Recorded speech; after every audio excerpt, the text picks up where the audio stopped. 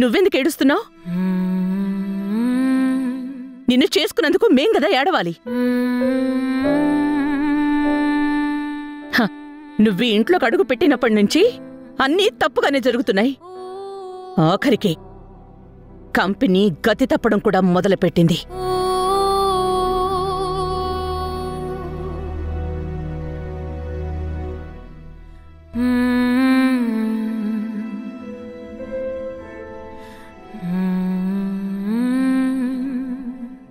నువ్వు చేసిన పాపం అలాంటిది మరి.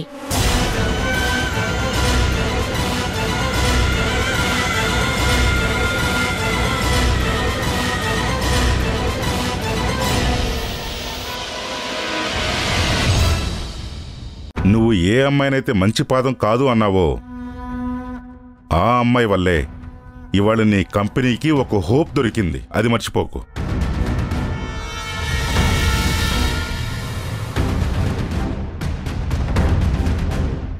నీ కొడుకు వెళ్ళి చెడగొట్టుకుని వస్తే తను వెళ్ళి సమ్మెనాపి అక్కడ వర్కర్స్ అందరూ పనిచేసేలా చూసింది. అది చూసుకొచ్చినంత మాత్రాన ఏదో పెద్ద సాధించేసినట్టు కాదు.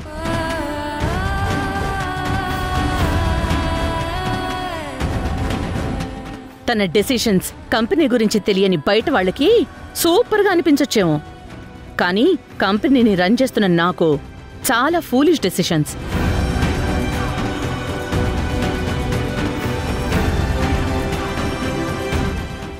అరే, ఒక పక్క జీతాలు ఇవ్వడానికే డబ్బు లేదు అంటుంటే బోనస్లు అది 2 నెలల్లో ఇస్తాను అని ప్రగల్భాలు పలికొచ్చింది.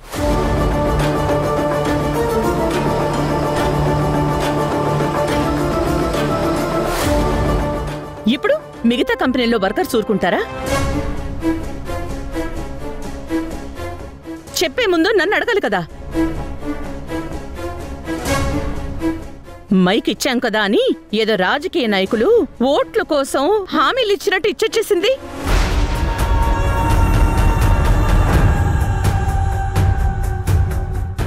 ఇప్పుడు మనం బోనస్లు ఇచ్చే పొజిషన్లో లేవు రాజీవ్. ఆ విషయం నీకు తెలుసు.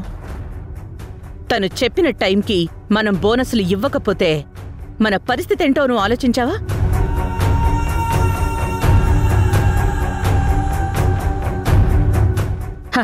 తను టెంపరీగా ఒక 2 నెలల వరకు హోల్డ్ చేయడానికి 14 కంపెనీల వర్కర్స్ బోనస్లు వదులుకోవాల్సి వచ్చింది.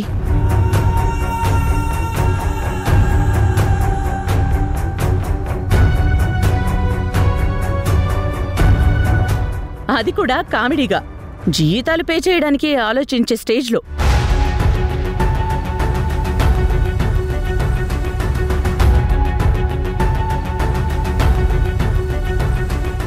ఇన్ని చేసి కూడా ఈవిడ ఆగలేదు కదా. నేనే కంపెనీని రక్షించానని మీడియాని పిలిచి గొప్పలు చెప్పుకుంది. సిగ్గులేదా?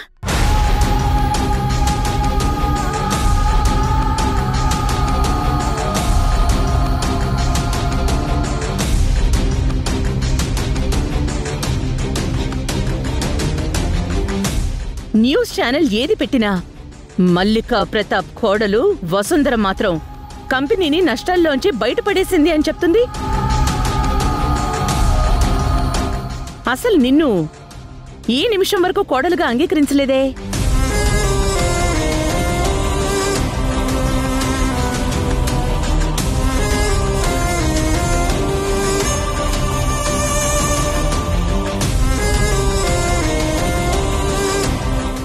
నీ నంగనాచి ఏడుపులకి కరిగిపోయే క్యాండిడేట్స్ వేరే ఉన్నారు.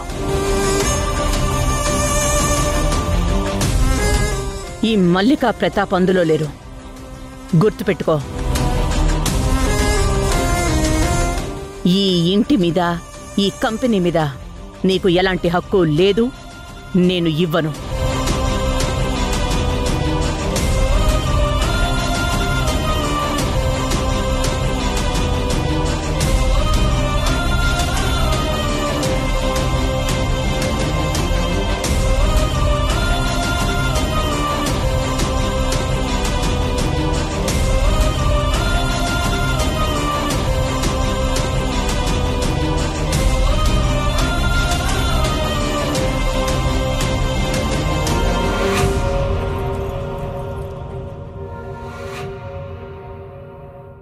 నిజం నీకు కష్టంగానే ఉంటుందత్తా.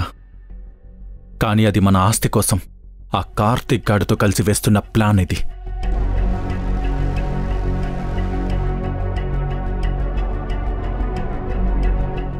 మనమంతా అది వాడుకునే పావులం మాత్రమే. అసలు మధ్యలో కార్తీక్ ఎందుకు వచ్చాడు ధ్రువ? మీకు సమాధానం చెప్పాల్సిన అవసరం నాకు లేదు.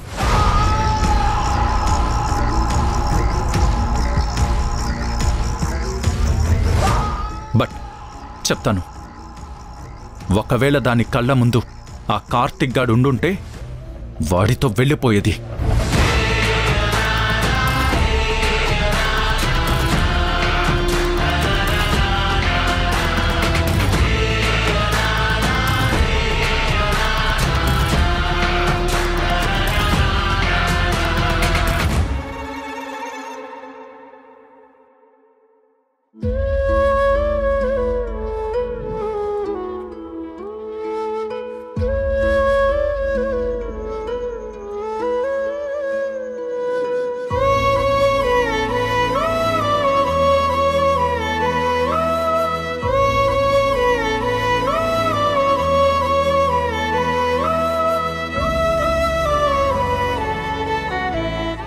గొప్ప పెంపకం.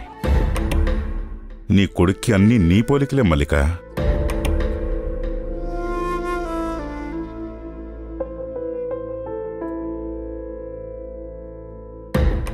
ఒక్కటి గుర్తుపెట్టుకో మల్లిక, నీ ఈగోతో వాడిలో ఉన్న అనుమానాన్ని పెంచి పోషిస్తున్నావు. అది ఒకరోజు నీ కొడుకుని నీ కాళ్ల ముందే దహించి వేస్తుంది. నువ్వు చూస్తూ కూర్చోవటం తప్పితే ఏమీ చెయ్యలేని పరిస్థితిలోకి వెళ్ళిపోతావు. మల్లిక, నువ్వు నిన్న పత్రిక వాళ్ళు వస్తే అక్కడి నుంచి వెళ్ళిపోయావు. ఎందుకంటే వసుంధర అనే ఒక రోజు కూలి పిల్ల మల్లికా ప్రతాప్ని వెనక్కి నెట్టి ముందుకెళ్ళిపోతుందేమో అన్న ఈగోతో.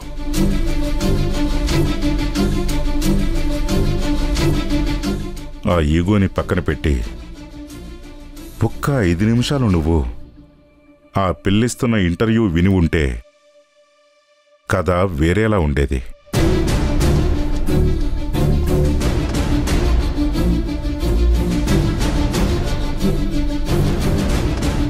చూడు,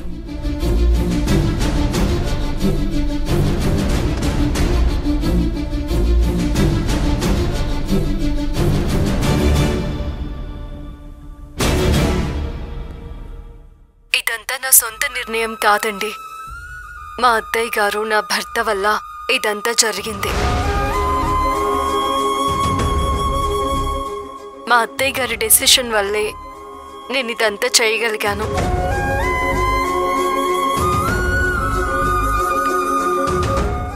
మేడం షేర్ మార్కెట్లో కూడా దూసుకుని వెళ్తారు. మీకు నేను ప్రత్యేకంగా చెప్పనక్కర్లేదు. ఇది మిడిల్ క్లాస్ వాళ్ళందరికీ ఒక వరం అవ్వచ్చు.